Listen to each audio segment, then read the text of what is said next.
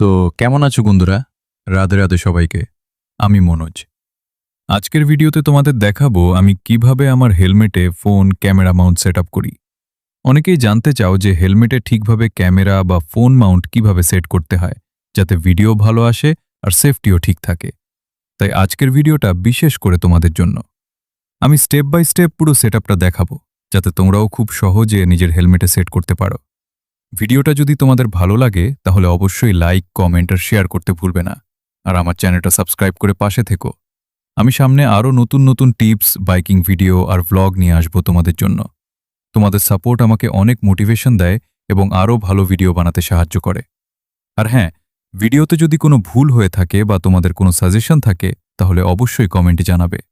তোমাদের ফিডব্যাক থেকে আমি আরও ভালো করার চেষ্টা করব। তো বন্ধুরা, চলো এবার শুরু করা যাক আজকের ভিডিও। 2,000 years later. তো গাইজ, সবার প্রথমে আমাদের হেলমেটটা ভালো করে ক্লিন করে নিতে হবে, কারণ যদি হেলমেটের উপর ধুলো, ময়লা বা তেল জাতীয় কিছু থাকে তাহলে মাউন্ট ঠিকভাবে বসবে না। আমার কাছে একটা ফোন মাউন্ট আছে যেটা আজ আমি হেলমেটে সেট করব। শুধু হেলমেট না, ফোন মাউন্টটাও ভালো করে ক্লিন করে নিতে হবে। দুটো জিনিস ভালোভাবে পরিষ্কার করার পর সেটআপ শুরু করব। প্রথমে মাউন্টটা হেলমেটের সঠিক পজিশনে বসিয়ে নিতে হবে। তারপর ডান পাশের ফিতেটা ডান দিকে ভালো করে টেনে চেপে লাগিয়ে দিতে হবে।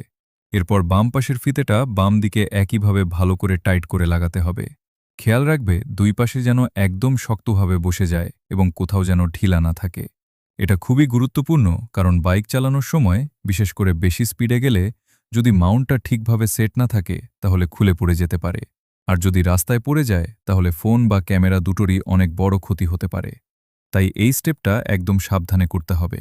একবার লাগানোর পর হাত দিয়ে হালকা নাড়িয়ে চেক করে নেবে সবকিছু ঠিকমতো ফিট হয়েছে কিনা।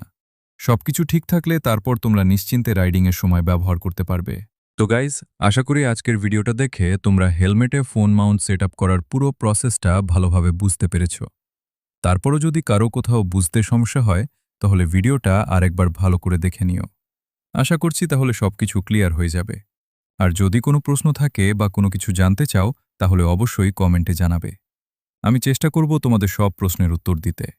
আজকের মতো এই পর্যন্তই। ভিডিওটা যদি ভালো লেগে থাকে তাহলে অবশ্যই লাইক, কমেন্ট, শেয়ার আর সাবস্ক্রাইব করতে ভুলবে না। তোমাদের সাপোর্টই আমাকে আরও ভালো ভিডিও বানানোর সাহস দেয়। তো গাইজ, আজকের মতো টাটা। সবাই ভালো থেকো, সুস্থ থেকো। রাধে রাধে।